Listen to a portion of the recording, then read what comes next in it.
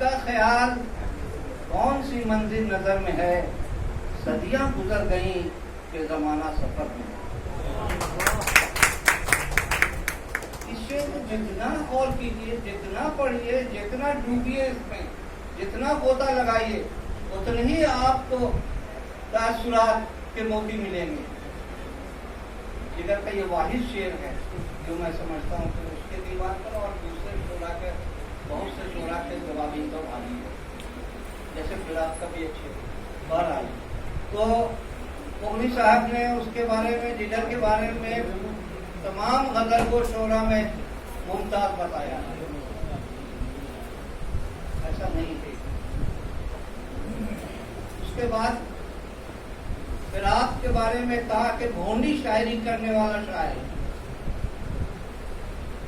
یہ فراق سے ناگواری کا احساس شمس الرحمن خالقی نے بھی اپنی تحریر میں کیا، بیداری کا اظہار، اور ان کی شاعری کو ناپسند کیا، لیکن سنتے ہیں کہ آج کل وہ طائب ہو گئے ہیں اور فراق کی عظمت کا احساس کرنے لگے۔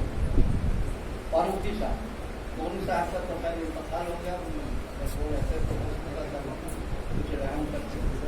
تو یہ ہے کہ آدمی کو جو مفتی صاحب کی ایک کتاب ہے جاد اعتدال، اعتدال کا راستہ ہے، بیچ کا راستہ ہے، تھوڑا سا زیادہ اعتدال پر آدمی کو رہنا چاہیے۔